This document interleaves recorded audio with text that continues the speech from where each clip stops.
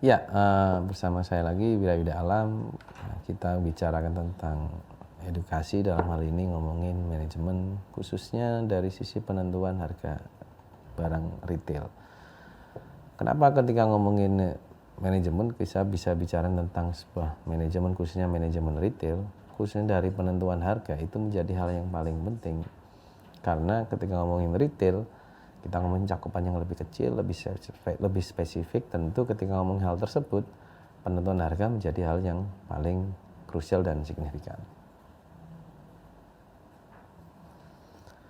Pentingnya penetapan harga. Ketika ngomongin penetapan harga, itu menjadi hal yang cukup penting karena pelanggan akan memiliki banyak alternatif pilihan dan informasi dari sisi harga. Kemudian kedua, pelanggan akan selalu berusaha mencari nilai dari setiap pembeliannya. Apa manfaat yang didapatkan dari produksi ataupun barang yang ingin dibelinya, kemudian berapa lama jangka waktu barang yang akan dibeli dan bisa memberikan manfaatnya seperti apa. Dengan demikian, kalau ini bisa diproyeksikan atau dianalisa, nilai sama dengan adalah manfaat keuntungan yang bisa dipersepsikan dibagi dengan harga barang jasa yang ingin ditawarkan. Dengan demikian, pentingnya penetapan harga itu menjadi hal yang diperhitungkan dan dikalkulasi oleh pelanggan untuk menentukan pilihannya dan melakukan loyalitas terhadap pelanggan tersebut untuk melakukan pembelian berulang kali atau sustain atau berulang-ulang, sehingga terciptalah loyalitas yang kontinu atau yang tidak putus dan tidak reaktif.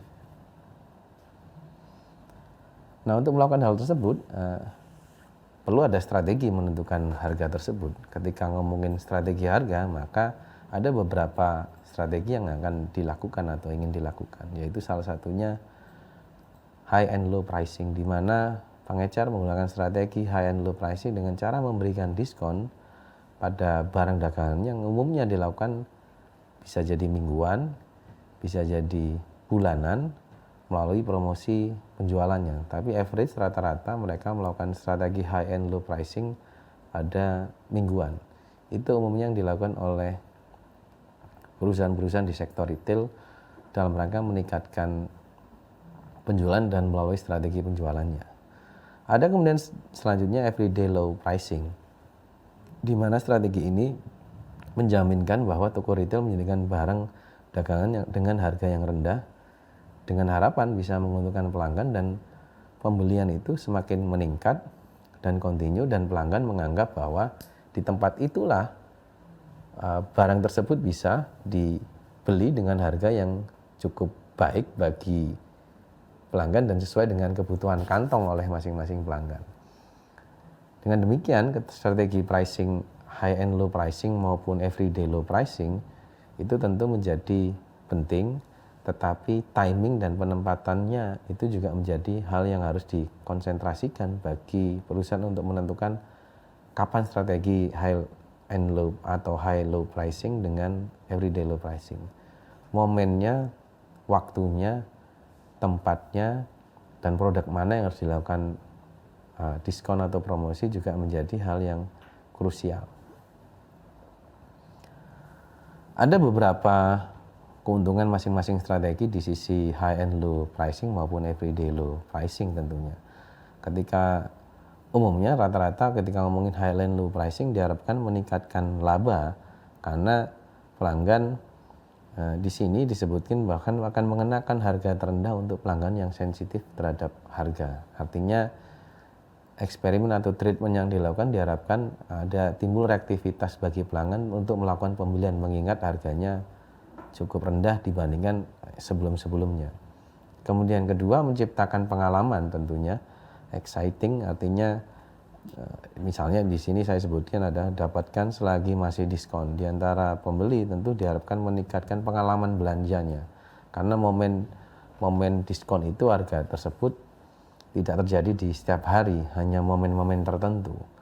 Nah, itu menjadi pengalaman tersendiri bagi pembeli untuk bisa melakukan pembelian barang tersebut, sehingga memungkinkan retail untuk menyingkirkan barang-barang yang slow moving dengan memberikan diskon yang cukup signifikan, sehingga bisa barang itu perputarannya lebih cepat dan bisa terbeli dan bisa mendatangkan keuntungan atau bahkan perputaran dari barang-barang yang lain.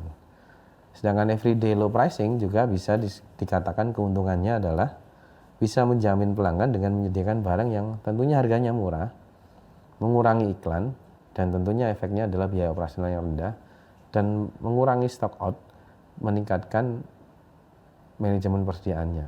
Dengan demikian everyday low pricing itu moving fast barangnya semakin tinggi, kemudian harganya yang cukup stabil di murah sehingga pelanggan bisa beli setiap hari tanpa perlu menunggu momen, karena tidak mungkin setiap pelanggan melakukan pembelanjaan. Mereka meskipun pelanggan tersebut punya uang tapi belum tentu punya waktu. Begitu pula sebaliknya, yang punya waktu belum tentu punya uang sehingga perlu momen-momen atau waktu-waktu rentan tertentu yang mereka melakukan transaksi atau pembelian pada produk tertentu, sehingga everyday low pricing bisa mengambil grade populasi pelanggan di waktu manapun, di wilayah manapun, dan level manapun.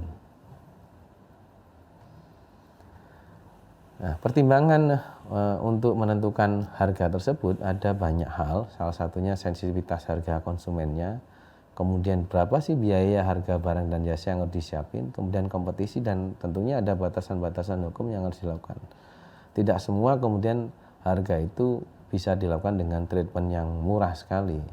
Misalnya pemerintah sangat konsentrasi dari sisi harga sembako, 9 bahan pokok yang kemudian itu menjadi hal konsentrasi pemerintah. Ketika itu mengalami kenaikan, itu juga akan bisa menimbulkan inflasi yang cukup tinggi. Atau begitu pula sebaliknya, ketika harganya terlalu murah meskipun itu jarang terjadi, itu juga berbahaya bagi produsen, karena ketika menjual dengan harga murah, produsen tidak bisa mendapatkan keuntungan. Ketika tidak mendapatkan keuntungan, tentu berimplikasi dalam jangka panjang, yaitu pertumbuhan ekonominya negara atau wilayah tersebut semakin turun. Hal ini yang menjadi pertimbangan banyak hal dalam menentukan harga. Nah, ketika menentukan harga daftar kompetisi, artinya banyak pelanggan secara rutin mengumpulkan data-data terhadap harga pesaing dan pada merek tertentu untuk menyesuaikan harga mereka untuk tetap harganya kompetitif. Sehingga pasar itu, harga itu akan terbentuk secara harga pasarnya. Kalaupun ada kenaikan ataupun penurunan, tidaklah signifikan. Dengan demikian, harga itu tidak saling membunuh, tidak saling mahal, tapi mereka melakukan segmentasi, melakukan targeting sesuai dengan kebutuhan marketnya. Apalagi dengan produk yang sama, bahan yang sama. Dengan demikian, penentuan rutin dan update data-data tersebut menjadi dasar bagi perusahaan untuk menentukan pricing yang pas seperti apa.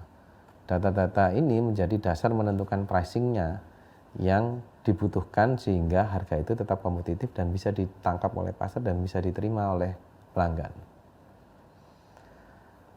Adapun cara untuk mengurangi risiko perang harga yang saya sebutin tadi, bahwa ketika pricing terlalu rendah dan akhirnya perang harga terjadi, maka ada beberapa hal. Salah satunya mengembangkan lini produk private label yang unik, spesifik, sehingga hanya perusahaan ini yang punya produk A. Atau sebaliknya bernegosiasi dengan merek nasional dengan hak distribusi yang eksklusif. Mengusahakan vendor manufaktur untuk produk yang lebih unik dan untuk retail. Dengan demikian, masing-masing perusahaan atau produknya bisa memberikan alternatif tawaran produk yang bisa disampaikan pelanggan dan bisa diterima dan dibeli oleh pelanggan tersebut. Ada banyak cara dalam rangka untuk meningkatkan penjualan. Misalnya di sini teknik harga jualnya menurunkan harga dengan promosi, penurunan harga dengan merchandising, bundling dengan fashion tertentu, kupon diskon, bundling harga, multi unit pricing, zone pricing. Itu juga menjadi beberapa hal yang penting. Misalnya di sini beberapa saya contohnya ada paket bundling harga di McD, ada kemudian tempat wilayah tertentu. Oh, ini kalau misalnya di sini kemudian wilayah tertentu ketika untuk melakukan pembelian dengan umur sekian atau wilayah ladies tertentu, itu menjadi zone pricing. Kalau di sini sebutin namanya zone pricing, praktek penempatan harga di berbeda dan target pasar tertentu. Misalnya, bagi ibu-ibu yang berumur sekian dengan wilayah sekian, maka akan mendapatkan harga sekian di tempat tertentu. Itu melakukan zone pricing yang umumnya bisa dilakukan ladies night atau ladies party atau men party atau kelompok-kelompok tertentu yang memang didesain untuk wilayah tertentu untuk dikonektingkan dengan barang yang pas dan sesuai. Hal ini beberapa yang bisa saya sampaikan terkait manajemen di bidang retail. Sekiranya itu yang bisa saya sampaikan. Terima kasih. Assalamualaikum warahmatullahi wabarakatuh. Salam sejahtera dan sehat selalu untuk kita semua. Thank you.